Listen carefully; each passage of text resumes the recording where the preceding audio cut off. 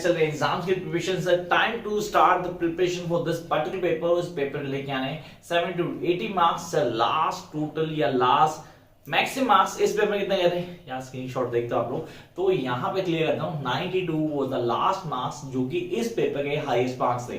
तो आपने कहा सर इसमें 92 मतलब how could somebody get 92 in this particular paper? तो स्ट्रेटेजी आपके सामने, मैं बता चुका हूँ, क्लासेस आपके सामने है, नोट्स आप ले सकते हैं, क्लासेस को फॉलो कर सकते हैं and get the tips from this particular class. कि अगर सर हम खुद पढ़ रहे हैं, हम क्लास भी नहीं ले पा रहे, आपके नोट्स लेके हम पढ़ते हैं, तो क्या हम 70 प्लस स्कोर कर सकते हैं easily? But strategy remain the same जो यहाँ बताने वाला हूँ। तो उसके लिए क्लास को लास्ट तक लेके जाना है, वो देखना है पूरा तसल्ली से, और लगे कि हाँ सही था, सर ने बिल्कुल सही बताया, तो उसको शेयर करना ना भूलना, बाकी लोगों की हेल्प होनी चाहिए। Come to the point. The first thing that need to be clear is, sir, English studies in India, ये हमें पढ़ना कैसे? How to start particular storyline नहीं है. We don't have any particular storyline this complete paper except the one. Sir कहाँ पे? यहाँ पे the beginning of Indian English novel. कहाँ से शुरू था? So Rajmohan wife. Honestly, Rajmohan wife.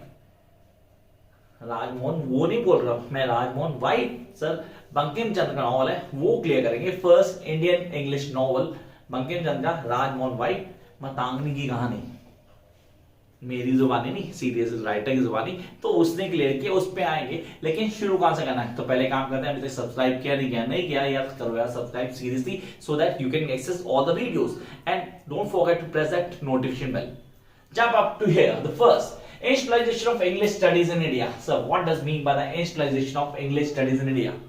English को इंडिया में पूरी तरह से इंप्लीमेंट कर देना। फर्स्ट ईयर में एस्पेक्ट्स ऑफ लैंग्वेज MG4 पढ़ा था, जहां हमने स्प्रेड ऑफ इंग्लिश पढ़ा था, ऑनेस्टली स्प्रेड ऑफ इंग्लिश पढ़ा था। वहां पे एजुकेशन पॉलिसीज नहीं पढ़ी थी, यहाँ पे एजुकेशन पॉलिसीज के बारे में बताया गया, सब मैकुले मिनट्स के बारे में बताया गया। मैकुले मिनट्स क्या थ्योरी थी? उसने इंग्लिश को पूरी तरह से इंप्लीमेंट कर दिया था, क्योंकि वही बता कॉलोनी ऑफ ब्रिटिशर्स, तो उन्होंने कहा भैया यहाँ पे हर आदमी को इंग्लिश तो आनी चाहिए, तो इसको इंप्लीमेंट करो from the beginning till the last, मतलब फ्रॉम बॉटम से लेके टॉप तक एक एक आदमी को इंग्लिश पता होनी चाहिए।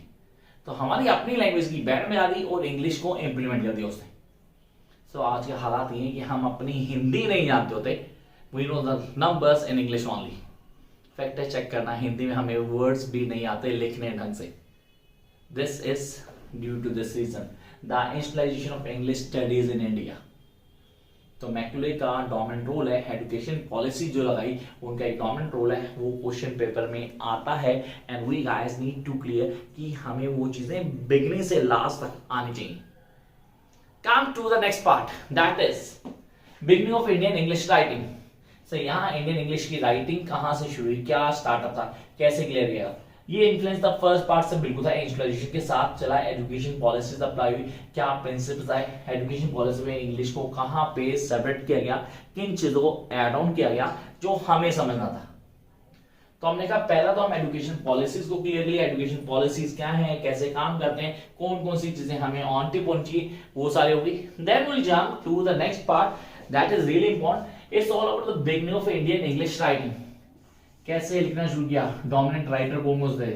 सर मोटराज आनंद आ गया मेरे पास, सर मेरे पास उस टाइम पे जो भी डोमिनेंट राइटर थे उनके बारे में बताऊंगा, सारी एक्सप्लेनेशन आएगी, डिटेल में आंसर आते हैं। सर हमने कहा सर यहाँ पे हिंदू कॉलेज मेंशन कैलकाटा का आता है, क्वेश्चन बिल्कुल आता है। सर मेरे पास हेनरी बॉर्जो के बारे में आता है, क्वेश्चन आता है बिल्कुल, हेनरी डॉर्जो के बारे में क्वेश्चन आता है, तो एक क्वेश्चन वहां से लिए गए।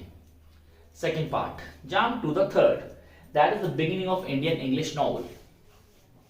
अब मैं आपको स्ट्रेट फॉरवर्ड लेके आता हूँ राजमोहन वाइफ पे, एक अकेली स्टोरी लाइन जो पूरे पेपर में, जस्ट वन राजमोहन वाइफ। तो ये हमें ऑन टिप होना चाहिए, तो इस पे क्वेश्चन कंफर्म आता है, सीधा क्वेश्चन आता है राजमोहन वाइफ पे क्वेश्चन आएगा। मतांगनी डोमिनेंट कैरेक्टर है, फैमिलिज्म बेस्ड स्टोरी लाइन है, वो हमें चाहिए। अब रविंद्रनाथ टैगोर एक रेडिकल राइटर थे, सर ये क्वेश्चन आता है रेडिकल राइटर का, कंफर्म आता है, तो हमें उस क्वेश्चन को भी अच्छे से कर लेना है, वो आएगा अभी नीचे आएगा, प्रॉन्स और टीचिंग में आएगा हमारे पास।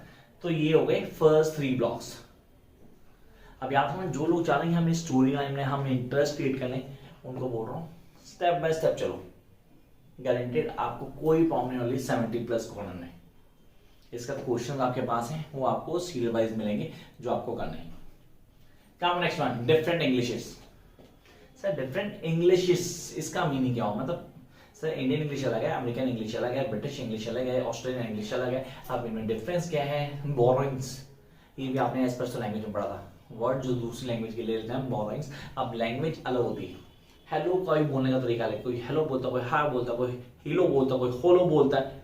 सर डिफरेंट इंग्लिश है, the people use the different tactics, different way, different pronunciation, phonetics and phonology. You must remember from MEG4 सब implement होते हैं। Come on next part, that is problems of teaching and learning English literature. I repeat my words, problems of teaching and learning English literature. So इसको तो अगर मैं आज के relevance से कनेक्ट करके लिख दूं ना तो मेरा आंसर गलत नहीं होने वाला। जो प्रॉब्लम आज भी रूरल इंडिया फेल कर रहा है रिगार्डिंग इंग्लिश लैंग्वेज, वही India in beginning of 19th century face करता था, जो हमें यहां मेंशन करनी है। इंग्लिश हमारी लैंग्वेज नहीं, सिर्फ एलियन लैंग्वेज। अब उसको अडॉप्ट करना, उसको इंप्लीमेंट करना, एक एक चीज को फॉलोअप में लेके आना और अच्छे से समझना, दो अलग चीजें। अब पढ़ाते हुए पढ़ते हुए जो डिफिकल्टीज आती हैं वो सारी की सारी यहां मेंशन होंगी। स्ट्रेट फॉरवर्ड में कॉन्सेप्ट को क्लियर करूंगा and I can give the answer of these questions. That is problems of teaching and learning English literature.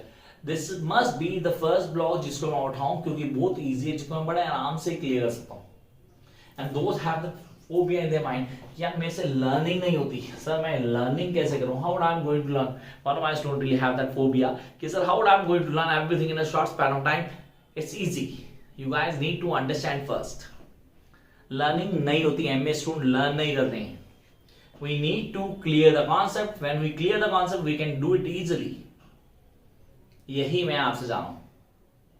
तो आपने कहा स्टेप बाय स्टेप चले, इंस्टॉलेशन ऑफ इंग्लिश स्टडीज हो गया, beginning of Indian English writing की है हमने, next to the beginning of Indian English novel, that is Rajmohan wife, different Englishes, the variation in languages that was being used in different countries, then the problem of the teaching and learning English literature, and then questioning of canon. Canon, what is canon? Canon formation क्या होता है? The different way of writing by different जेन्यूर्स।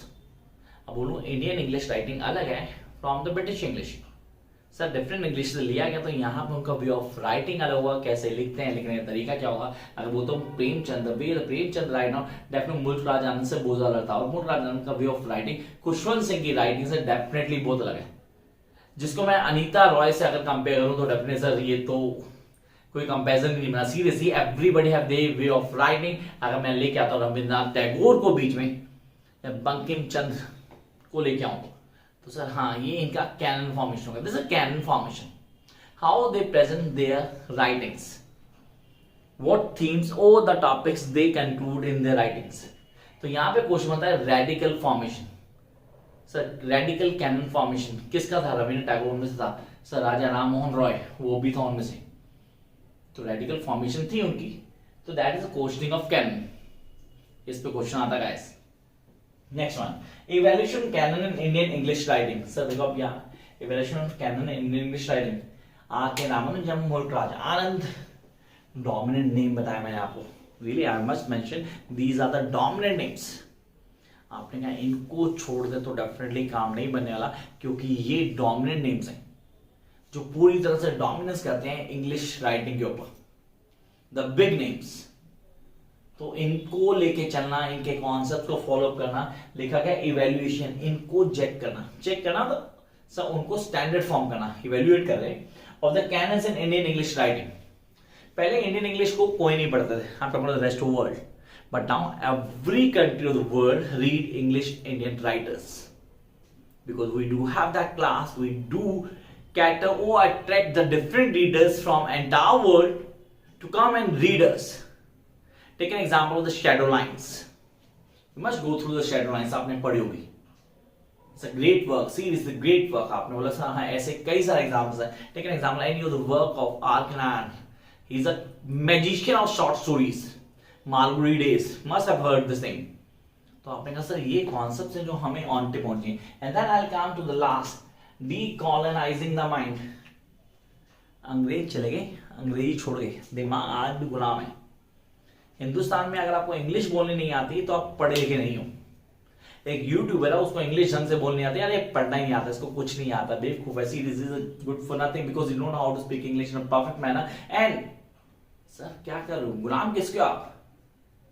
Still decolonize your mind. Sir beginning कहां से हुई थी? Beginning हुई थी यहां से, फ्रॉम हियर इट बिगिंस।